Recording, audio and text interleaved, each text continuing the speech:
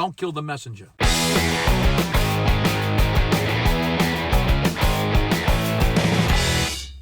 Hey, what do you hear? What do you say? My Facebook, YouTube, Twitter, Instagram, Google+, your sister's ass, the Pony Express. A very ticked off Vic here.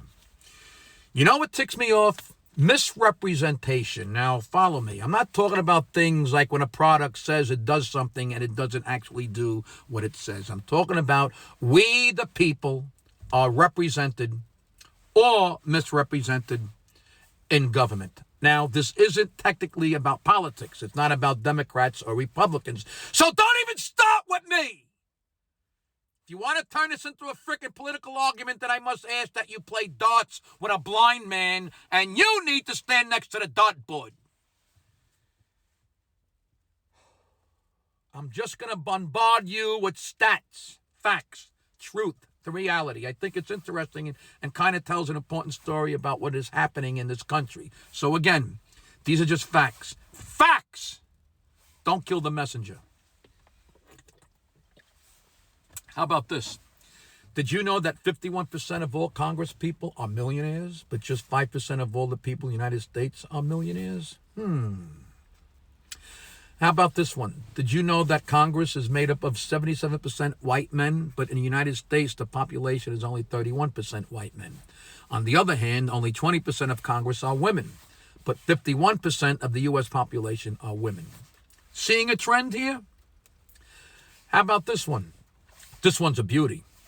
Did you know that 67% of Congress are people over 55 years old, but only 28% of the entire U.S. population are over 55 years old?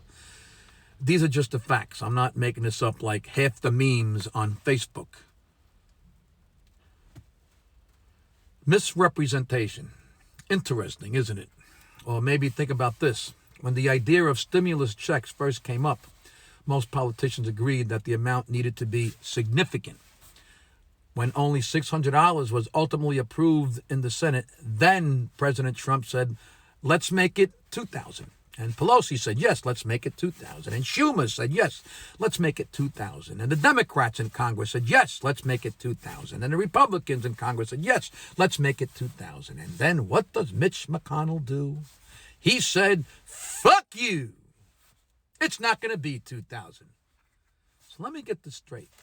How does that make sense?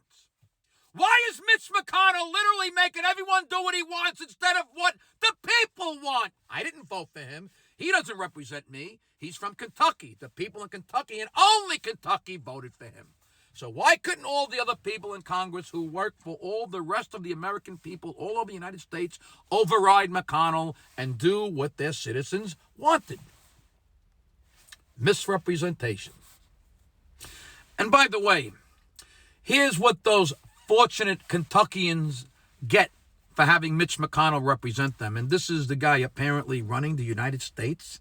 Kentucky is in the bottom 5 or 6 of all states in healthcare, education, economy, employment, and fiscal stability. So basically, they are technically stupid, sick, poor, and out of work more than most of the rest of the country. Kentucky also takes in way more in federal tax dollars than they pay in tax dollars. And this chooch has been elected by the people of Kentucky for 35 years. Did you know that 10 of the 25 poorest counties in the United States are in Kentucky? Look, I didn't vote for him, and there's a very good chance that virtually everyone who was watching me right now didn't vote for him either. But meanwhile, that guy has control over pretty much everything. I'm pretty sure that's misrepresentation. How about this? Each person in Congress gets $174,000 annual salary paid for by the people's taxes. They each have the best health care paid for by the people's taxes. They each have months of paid vacation paid for by the people's taxes. They're also first in line to receive the vaccination paid for by the people's taxes. But the people had to sweat out a $600 check. Thanks, Mitch. Oh, McConnell, he must go. He must go. And by the way, to the few jerk-offs who said on my term limits post a couple of weeks ago that there are term limits, you can just vote them out. You know damn well what I was talking about. Don't get cute with me.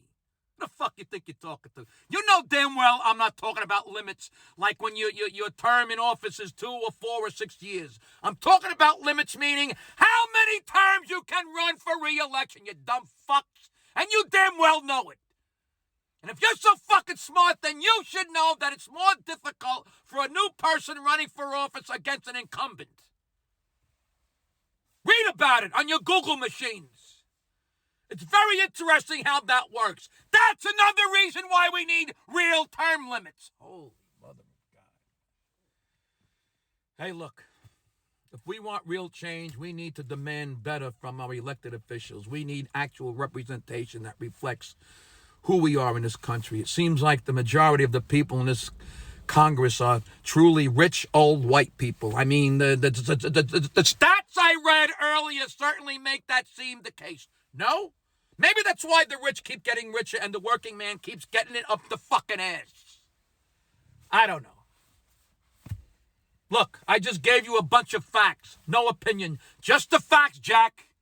Misrepresentation. That's what ticks me off.